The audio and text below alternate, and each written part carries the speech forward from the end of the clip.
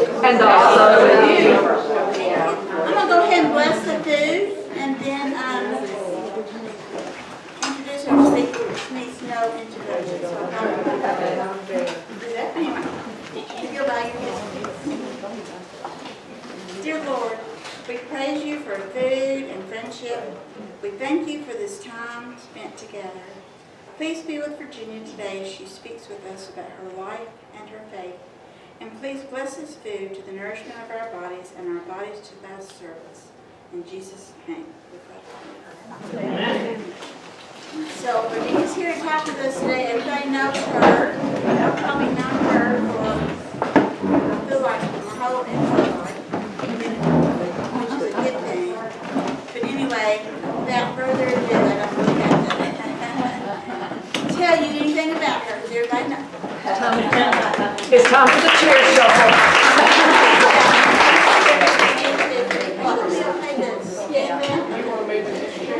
If you want to sit, I'll just sit up and work down. Hang the legs up. I really think we ought to thank Vivian for getting all this together. I don't know whether some of you know how much she has done for the women of the church. Oh, yes. She's in the Presbyterian. She has spent a lot of time, and so we are grateful to you, Vivian. Unlike most of you who were probably born in the hospital, I was not born in the hospital. I was born in a house on the end of a dirt road, off of a dirt road. Bowman Road was supposed to have been gravel, but it probably had a bucket full of gravel on it. And I was delivered by my grandmother Outlaw.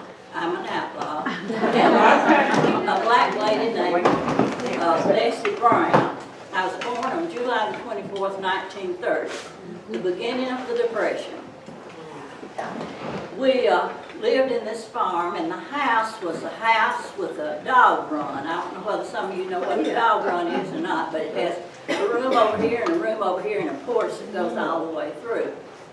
There were 2 rooms, and then what we called a lean-to built on the side of the kitchen.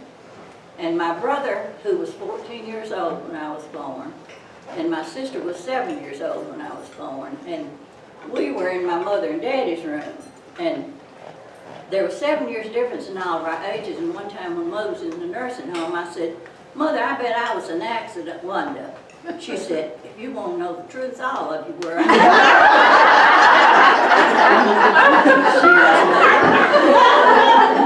was the second oldest child of 12 children, and she said all Mama did every year was have a baby, and I had to do all the work, so she wasn't ever seeing any babies. My playmates, and the only playmates I had there were 2 little black girls named Edna and Ada, and Mother milked cows. Of course, this was Depression. You didn't have any money.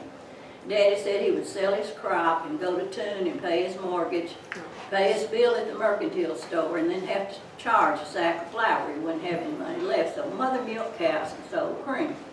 And she would leave me at the house, at Edna and Ada's house with them. One night I was up there and they were eating supper. And so Aunt Fanny and Uncle Oz gave me a plate. They ate at the table in a plate, and Edna and Ada ate on the floor out of bucket lids. And so they gave me a plate, and we sat down to eat, and I started crying. And she said, "What is wrong?" And I said, "Well, I want a plate like Edna and Ada had." Then I had my bucket lid. We moved from there when I was probably about 6 years old to North Hardeman County. We left Madison County, went to Hardeman County. This house had several rooms, and my sister and I had our own bedroom, and we were so excited to have our own room, not have to sleep in the room with Mother and Daddy. Now, God was not mentioned a whole lot in my house. If it was, people were mad at God because they were starving to death. And we did not go to church. I didn't attend church regularly until I graduated from high school and was in college. We finally moved from that house. Daddy bought a farm, and we moved from that house. Mother continued to sell cream, and she'd rather work in the fields than to cook, and so I was left at home to do all the cooking. I couldn't pick a lot of cotton, and she could, but I couldn't milk cows. And I used to tell my children that I learned to cuss at the cow barns. But we moved there, and Daddy took us to Sunday school, took my sister and me to Sunday school at the Baptist church in Toon a lot. We didn't get to go every Sunday because the cows would eventually get out and you couldn't go to church. But we got to go some. And then we would go to revivals. He was going to the Baptist church, and this man wanted to join the church. And he ran a honky-tonk. Some of you may not know what a honky-tonk is, but it's a joint. They wouldn't let him join the Baptist church. Well, my daddy wouldn't go back then. He said if the church wasn't for sinners, who was for? And so I thought about that a lot. Mother and Daddy we didn't go to church, but I think that we all got some things from them that we've carried through life. Mother was very good to all of the hands, we call them, that lived on the place. She would sew for them, she would cook for them and give them food. If they were sick, they would come to get Mother. In fact, we had a black lady on the farm that murdered her husband one night, and they came and got Mother. She went and took care of that.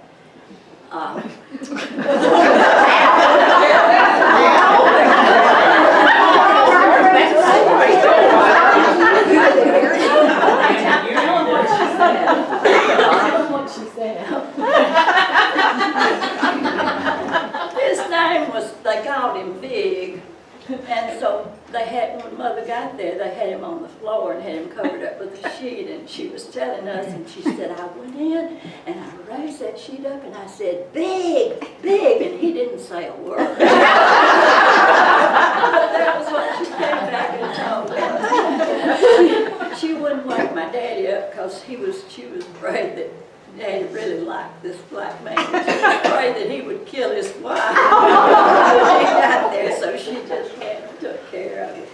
How did she take care of him? She got somebody to go get the sheriff, because we didn't have telephones. We thought maybe she buried him in the backyard. Why are you eating like fried green tomatoes? We didn't have electricity till I was in the 11th grade. So, you know, I did all my studying by kerosene lamp. In fact, I have 3 or 4 of them at home now. If y'all ever need one. Daddy was really good to people too. He bought a sawmill, and that kind of got him out of the hole. And he would loan people money. And I didn't know this until just a few years ago when the man's son told me about it. There was a black man that lived up the street, up the road from us, and he wanted to buy this farm that the white man had to sell, and he wouldn't sell it to him because he was black. And so my daddy bought the farm, and then he sold it to the black man, and that farm is still in their family. You all would know if I told you who it was. My best friend on that road was Marie Cobb, and some of you might have had her in school. She was Marie, what's her last name? My instant recall is not very good. I'm old. Welcome to the club. But she was my best friend. We played together, and it always upset me that we would be riding the school bus to school, and we would see Marie and her family walking along the road going to school. And some of the boys on the bus, you know, would holler at them, and that really did upset me. We did have chapel at school. Mr. Smith, Katie Langford's father, was the principal. Ben Langford's wife's father was the principal. And I think either 3 or 4 mornings a week we had to go in the auditorium to have chapel. It was the same thing every time. We did the pledge to the flag, we sang the Star-Spangled Banner, Mr. Smith read some scripture, and then we sang this song, Work for the Night is Coming. I don't know if y'all ever heard of that, but we sang it every time we went to chapel. when I graduated from high school, church business changed. Now, Daddy would read the scripture to us a lot, and he would always tell you, you pay close attention to these words written in red because that's what Jesus said, and that's the most important thing. Susan, if I forget something, remind me. Susan came all the way to Atlanta so she could help me through this. I was afraid that might make it worse. I was afraid that might make it harder. When I graduated from high school, I went to Union and I lived with my sister-in-law and my brother. My sister-in-law was a very devout, strict Southern Baptist. And she was a member of the Parkview Baptist Church. And so I went to church at Parkview and I moved my membership to Parkview Baptist Church. And Parkview Baptist Church is now Jacoba over on East Chester Street. And that's also where we were married. Union was a whole different world for me. In the first place, it was college. In the second place, it was full of Baptists. Any Baptist here, I do not mean to insult you. But I had some experiences there. You know, you had all these rules. One of the rules was that we couldn't wear jeans. I mean, we had to wear skirts to school. And if we went down to the gym building for PE, we could wear jeans, but we had to wear a coat over them, so nobody knew we had jeans. You know, just all those pieces. While I was at Union, I dated this boy who was Church of Christ. Don't tell, please Pam, don't tell Steve this. And every time you had a date, he would say, well, what do you think about so-and-so? And I would tell him well, now that's not right. In John chapter 942, and I decided that was not for me. So then I went from Church of Christ to Catholic. And I dated this Catholic boy. And I finally decided that in the first place I didn't like fish on Friday. The second place was that I didn't think I had to have somebody to intercede for me with God. I thought I could talk to God myself. And so that didn't work. Then I met Bob, and he bled Presbyterian. I don't know if some of you know it or not, but Bob became a communion member of the Presbyterian Church when he was 8 years old. His mother was dying, and she had set him on the front porch in the swing and made him learn the shorter catechism, and then took him before the session and asked that he be allowed to become a communion member. His daddy was a Baptist, but he promised her that he would raise Bob in the Presbyterian Church, and he did. Our children often said that the only reason you missed church was a death your own. But after we married in the Baptist church, I joined the Presbyterian church. And when we moved out to the new location, Bob and I were the youth directors. George Heimers was our Sunday school teacher, and we had a party nearly every Saturday night when we were down at the downtown church. And I wasn't too interested in the partying, but I liked to play dolls with Susan and Kathy. We loved it too. But we taught Sunday school some, and the room that is now Courtney's office was our youth room. And we made the horrible mistake of painting. And Mrs. Pigford was not happy to say it was without a doubt the nastiest place I've ever seen. This older man in the church took a toothbrush and cleaned the grout in the fireplace, and it took him forever, and then we painted it and were reprimanded. In 1961, Bob was elected National JC President, and we had to move to Tulsa for a year. I had seen the house before we moved, and I knew that there was an Episcopal church down the street. And we got there on Saturday about noon, and no phones now, no GPS, you're just looking. And Bob decided we had to find a Presbyterian church. And I told him, I said, well, you know, I've been a Baptist and a Presbyterian, I can be an Episcopalian for a year. But he was having none of it. We found a Presbyterian church and he had me drive there several times. That was an interesting year because at the time, we were Presbyterian US, and that church was Presbyterian USA, which meant they had women elders. It's the only big difference I could see. And the first Sunday I was there, you know, these women got up and did all this thing. I was kind of sitting there like this, you know, what's going on? And Sunday school was basically them questioning me about Presbyterian US. We came back from Tulsa, and one year I went through the Stevens ministry course. We do not have Stevens ministers in our church now. I think that maybe Margaret Ann Lucas and I are the only two that are still living. Ray Tanner was a Stevens minister, and several other people were. Is someone else here Stevens minister? Mac was. Who? Mac. He was Yeah. Tom Yeah. was. Tom Yeah. was, that's right. But their motto was Christ caring for people through people. And that sort of gives you an idea and wanting to do things for other people and help other people. There's sometimes during your walk of faith that you're tried and you wonder where God is. I was 6 months pregnant and the fetus died and I had to carry it the final 3 months, and I thought, you know, what have I done that God is punishing me for something?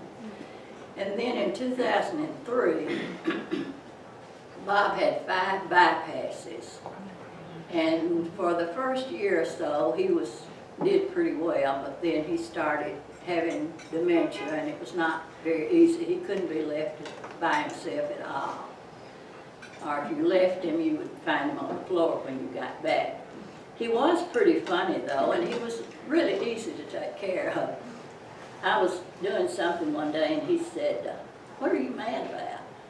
And I said, "Well, I'm not mad." I said, "Why?" And he said, "Well, you look like it." And I said, "Well, I'm tired." And he said, "Well, why are you tired?" And I said, "Well, I've changed the bins and I've emptied the potty chair and I've done this, fixed your meal, done this." "Well, you signed a contract to take care of me." But I think he told one of the children later on that I could have probably gotten out of it. I had this little thing on the wall that says, "Life isn't about waiting for the storm to pass. Life is learning to dance in the rain." And if you're taking care of somebody with dementia, you learn a lot of new dance steps. And every morning I would say, "Lord, please don't give me anything else today." But we made it through that. I try to live my life according to 2 lines of the J.C. Creed that I carry with me all the time. And the first one says,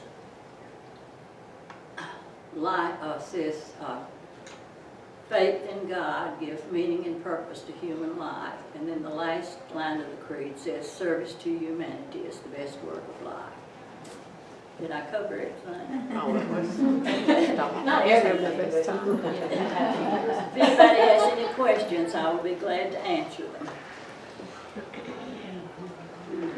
I'm videotaping because Kathleen couldn't be here. And so she said, "You have to video," and John said, "I want you to video." So 2 out of 6 said I had to video, so.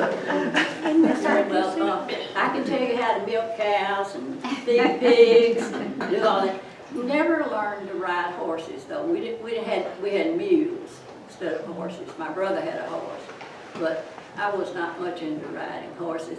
Never had a bicycle. I wanted a bicycle so bad, and I never had a bicycle. And the hands on the place, their kids had bicycles. I don't understand why I couldn't have a bicycle. I asked Santa Claus for a watch every year. I finally got a watch when I graduated from high school. So, you know, growing up poor is not bad. When did you Who taught you to make the pecan muffins? Well, that's been in later years. We are grateful. My mother was a very good cook. She was, and mother really did not want electricity. No, she really didn't want electricity. Cooked on She- wood stove, probably. She cooked on a wood stove, and when we got electricity, she had to put that wood stove in the basement. And the first Thanksgiving after that, she cooked the meal in the basement and brought it up the steps because it didn't taste good cooked on that electric stove. Virginia, growing up poor, a lot of people back then didn't go to college, or they just didn't think about it. They didn't have the opportunity. You must have had a great appreciation for education and knowing that, like I say, it's a great equalizer. Well, And so what I got you, I mean, did your siblings also have it? Did they go to did. college? My sister went to business college. Okay. My brother did not go to college. But you just knew at an early age, I guess, or did you not, that you were going to go to college? 'Cause- I didn't know. I won't tell you how I got to go to college. Okay. Can I tell that?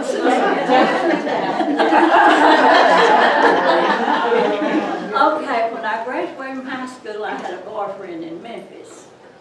And so, And it was not Bob. no, it wasn't Bob. I didn't know Bob then. And so I went to Memphis. Don't tell Scott. No, don't tell Scott. Scott doesn't think I ever had any boyfriend but Bob. If I say anything about it, Grandmother, I don't want to hear that. Okay, when I graduated from high school, I had this boyfriend in Memphis, and his aunt and uncle were going to Memphis one weekend, and so I went with them. And while I was over there, I got a job working for a real estate company. And so my daddy didn't speak to me the entire summer because he was mad because he had lost his hired hand. And Cheap labor. so if I came home on the weekend, he would meet me in Bolivar at the bus. He would not say one word all the way home. He didn't say a word to me the whole weekend, and then he would take me back to the bus on Sunday. And so finally, he sent my sister over to see if she could get me to come home. And I told her, I said, well, if he will pay my tuition for me to go to college, I'll come home. So that's how. And he didn't speak to me then. And then you found Bob. And then I found So it wasn't her great desire. Virginia, what was Bob's reaction when he first saw women elders and communions?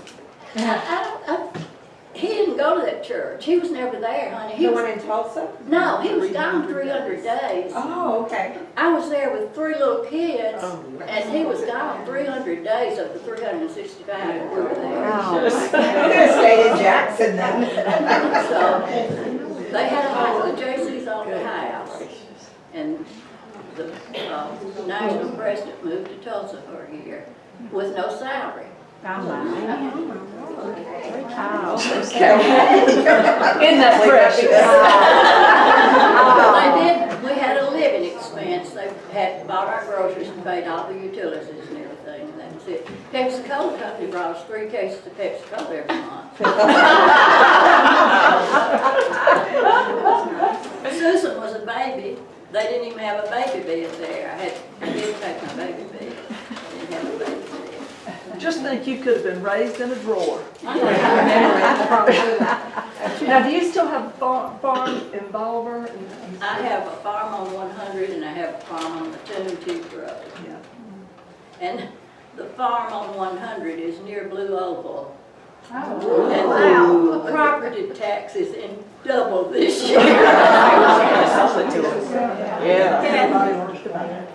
I just wanted to say something that probably very few of you do know, that Virginia gave to the public library, to the Tennessee Room, a stack of the scrapbooks from the JCs, her years as JCs.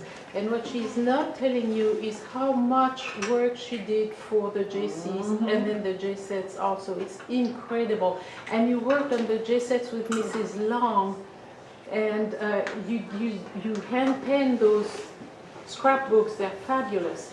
And so, you know, I want to give homage to all the work that you did serving the people, serving the youth when you were, because what Virginia doesn't tell you is that before Bob became national president, he was state president, and before he became state president, he was Jackson chapter president, so that's 3, 4, 5 years that he served. And these years were so important in his life and also in your life because you had small children. It's just incredible. Well, And so in that scrapbook, you have letters of congratulations from President Kennedy. oh my gosh. Well, I have a picture of Bob with Ronald Reagan too. The JCs used to do all of the programs just about in Jackson that are now done by, the state. We had a teen town, we did the Christmas shopping tour, we did all of those things. And the JCs are the one that started the Miss Tennessee pageant here. Yeah, we have all those. For those of you who are interested, or if your children want to write something about how Miss Tennessee started, the pageant started, it's all there. It's in the Tennessee room. It's all And we worked in it every year. Yeah, it's incredible. Bob joined the JCs in the fall after we married in July. And I said he joined the JCs in August, and he's been gone ever since. I've just retired from one of my jobs. I'm just going to talk about that. Is it my job, your job with me? Yeah. I was just going to do another unknown secret about Virginia. She has served as what we call a surrogate parent for the school system for over a decade. 15 years. And has been, and what that does is she serves when we have absent parents or children who are in state custody that need advocacy for children, mostly children with special needs. And she attends all the meetings when we go over evaluation results and make recommendations for services for these children and determine eligibility for services. And she serves as their advocate and as their parent, their surrogate parent, and has for 15 years. And it's been a gift to our local community, our school system, and these children. So I have thank you for two that. next week, which will be number 47 and number 48 for this school year. I've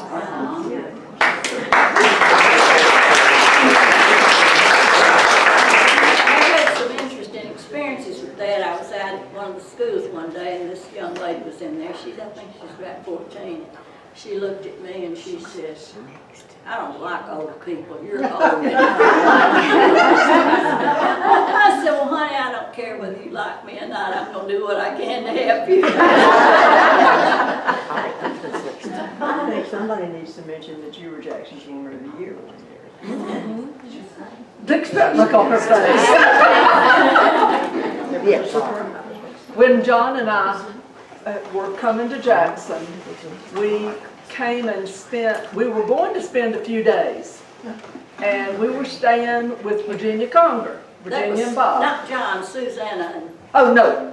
Me and my sister and my best friend from Greenwood were coming. And we were staying with Bob and Virginia. And we had been there to eat when we were meeting with the search committee. And we drove, but we flew when the search committee was looking for us. So I did not know how far Jackson was from South Carolina until we got in the car and drove the 9 hours to get here. And it was fall, wasn't it? No, it had to have been late fall because we moved in January. But we pulled in and we said, "Gosh, it is cold." Because hotels, as you get off at this exit, were like $32 for a night, and we thought that was the temperature, and we met Virginia because she said, "You'll never find my house, so I will meet you." So she met us right out here, and we rode with her, and then we got out and went to her house, and if you've never been to her house, it is a treasure. It is truly, when you think about modern early American, I mean, it looks like it needs to be in a magazine for this. And then she's got Bob's mother's antique things that are in there. So but it is such a home. And she had 4 children, so there are bedrooms everywhere, and she gave us each a bedroom. And she walked in one morning and put that hand on her hip, and she said, "Well, I shouldn't have changed the sheets on the other bed. Every time I come in here, all three of you are in the bed. So has been my children's grandmother here, and Kathleen was sure that Bob was her grandfather. Oh, Kathleen and Bob had a special relationship. Unbelievable. It was unreal, the relationship that they had. Absolutely. And, you know, I feel very comfortable going and knocking on the door, and sometimes I'll call when I'm in her driveway. But I know when her niece comes and eats lunch with her once a week. I know when everybody comes, so I know when my time is. But that's how everybody is at Virginia's house. And Kathleen will send me a text sometime and she'll say, I went to see Mr. Bob today. Oh, yeah. Okay? 2 questions. How many cakes do you think you've made? And then just a little bit about your career, your teaching career. Okay. I graduated from Union and I was my teacher certification was high school English at the time, and I was pretty sure I could change the world. And I went down and applied for a job, and the superintendent said, I don't hire teachers without experience. So I went home and cried, and 13 years and 4 children later, I got a job teaching school. Mr. Alger called me one day, and he was at Taggart, and he said, Ms. Conger said, I see you're certified in English. I guess my application was still there. And he said, one of my teachers is going to be out the first semester. Would you teach your class? And I said, Mr. Alger, I've been out of school so long, I don't know a verb from a noun. He said, well, you discuss it with Bob, and so I did. I taught a semester of English at Taggart. And my children were in West Jackson, and Mr. Bonson was principal, and I saw him one day, and he said, I have a teacher who's leaving at Christmas, would you like her job? And I said, well, I'm not certified in elementary education. And he said, well, I can get you a waiver for the rest of this year, and then if you like it, you can go to summer school. So that was what I did.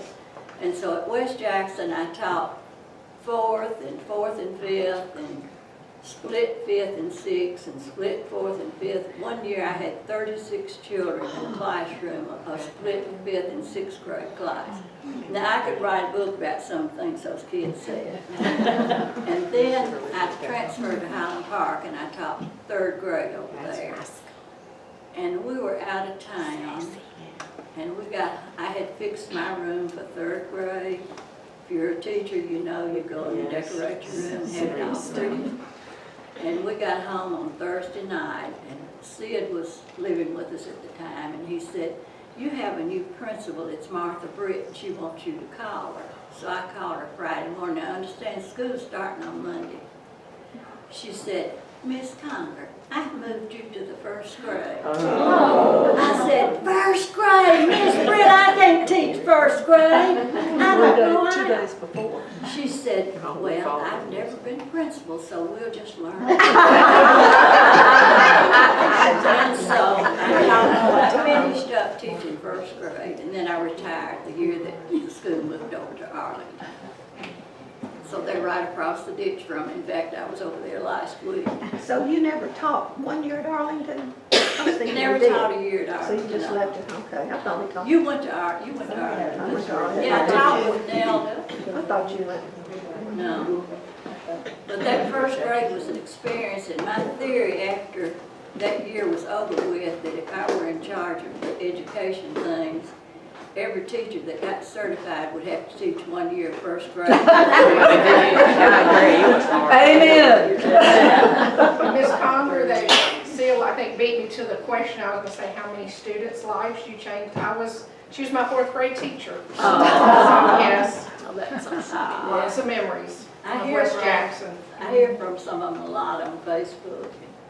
Had a lot of fun teaching with some of the teachers.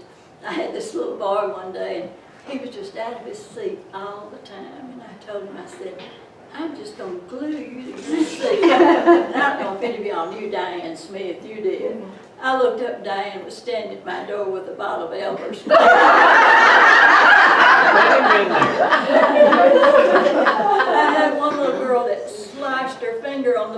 cutter one day. Oh. Test scores, test. I gave a test one day. We had done a unit on Hawaii. I had a luau in the room and just everything, you know, just taught my heart out on Hawaii. I had some clothes from there and brought those. And I gave a test and it was identification, and one of them was Pearl Harbor. And one little girl put on there, she's a nightclub dancer.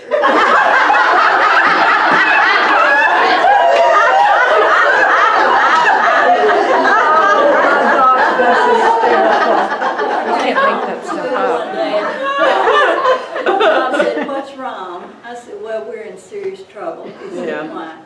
I said, "Well, I just found out today that St. Louis, Missouri is one of the continents and God's president of the United States."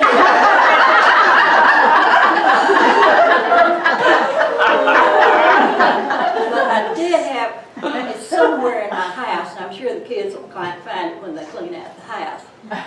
But I always had hamsters or gerbils or something in the classroom. You go find the gerbil? No. I had some hamsters in there, and one of them got out of the cage. Well, the janitor had a little boy, and I think he let it out of the cage.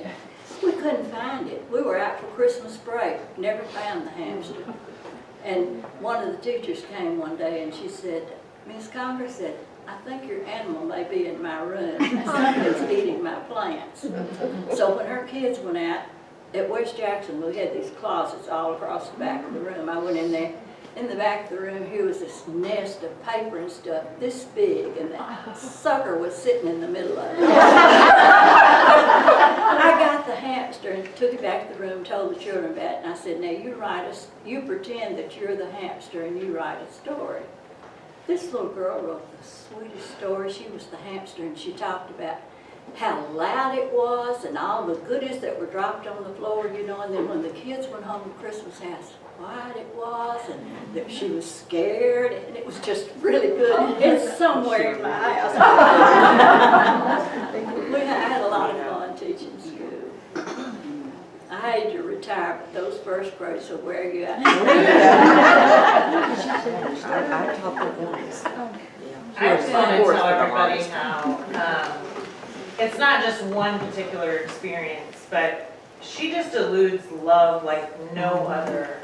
I feel like in our church, I mean, there's so many that are good, but I know has helped me tremendously through life.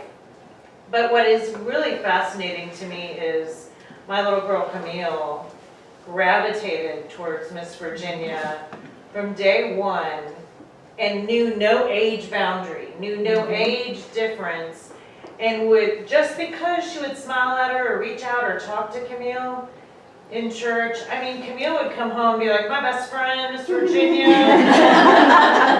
You know, like, it was the sweetest thing, and you just one of a million ways. You know, I think of how she touched my child and me, and I just can't imagine how many millions and millions of people in Jackson you loved on so well. And still do. Well, there was a group of young women in the church. We had some good times together. Yeah. Lindsay and Gabby and I forgot who, Stephanie. Yeah. We wouldn't join a small group until we knew where Virginia was going. Yeah, we're the groupies. And Molly. Virginia makes blankets, and all of my children got a blanket when they graduated. And I mean, I'm serious. My children would tear you up if you got their blanket. Well, recently, John and Virginia are the big Braves fans, and she made him a Braves blanket, and I took that blanket and put it on my legs the other night. I thought the man was going to hurt me.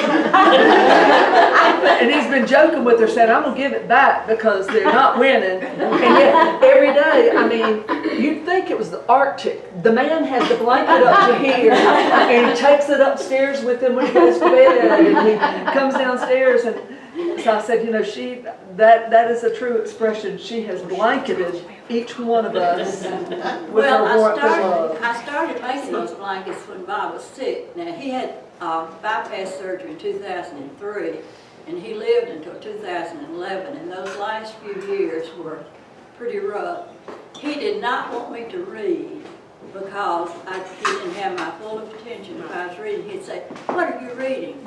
And I'd say, tell him what, well, it must be interesting. You're just really absorbed in it, you know. So then I started doing the blankets, crocheting edges around the fleece blankets, and I probably made 500 of them. Virginia, there's a lot of people in this room that make blankets, warm and fuzzy things that they share. I have some of Virginia's blankets too that she's made for Butch and that she made for my grandchildren. I have something from Lisa Barton made blankets for me. I've got a couple of hers. Susan over there makes the little caps and things that she knits. They're so wonderful. And somebody back here, Polly makes the blankets that are so great. So we have a lot of people in here that Blankets just like with you love. The blanket club. warm and fuzzy And you were in the sewing group too, weren't you? Making the little things at the church, the sewing things. She did that forever. Yeah. Threads of love. Yeah. I have a sweet story about Virginia. Virginia and our mother was in the Canasta Club with Liz Swain and Patty Lawrence. But Virginia and my mom share the same birthday, same year, same day, and Virginia sends me a birthday card on Mom's birthday every year. That's great. Okay. I have been in awe with you since 7th grade. I Oh, taught thanks, vacation bicycle school with you, Yeah. and at the end you gave me a bracelet, and I have loved you ever since. And y'all probably don't know this, but Leaders Credit Union recognizes people in Jackson that have made a difference in people's lives. And I said, Virginia, would you go out and have lunch with me? And I interviewed her. I wish I had brought the book of what I had to turn in about her, because it is so long. And she received the award and was recognized, and the blankets was in there about that. She takes cakes to community. Every Tuesday. And her recipe for the rum cake is in it. And then I want it. and then my daughter gave me a book, and she said after they saw ours, they did this in honor of her, and she's on the front cover of another book, which sits in my sunroom all the time. Well, we have to mention the rum cake. Before some of y'all have known me since the beginning of time, and some of you have not, but this is John's turn to be sick, but y'all have all been through, I had a brain tumor and grand mal seizures and couldn't drive for a year. Virginia would drive all the way over, or Bob would drive all the way over and pick me up and take me where I needed to go because I couldn't drive for a year.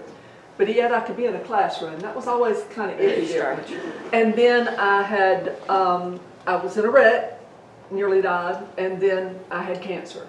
And so now it's John's turn. But we used to, before all of my near-death times, we had the whole congregation from junior high up come for a Christmas drop-in. And that is our goal, to have it again next year.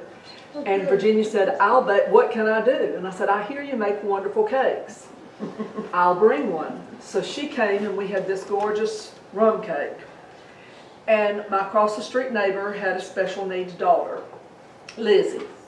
And Lizzie Wilson, Janelle Wilson's daughter, and she came over. And today's her birthday. Is she 50? 47.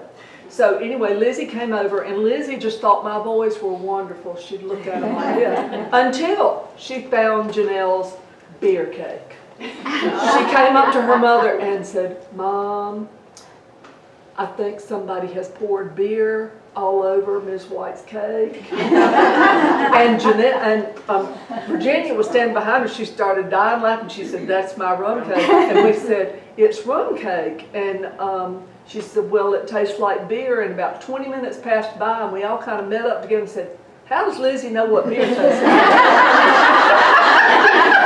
But I looked and I said, that whole cake was eaten and John did not say one word. Everybody had left. He had cut a quarter of that cake off and put it in the bag just for him. Smart man. Smart man. And went all around the edge for the drippings too.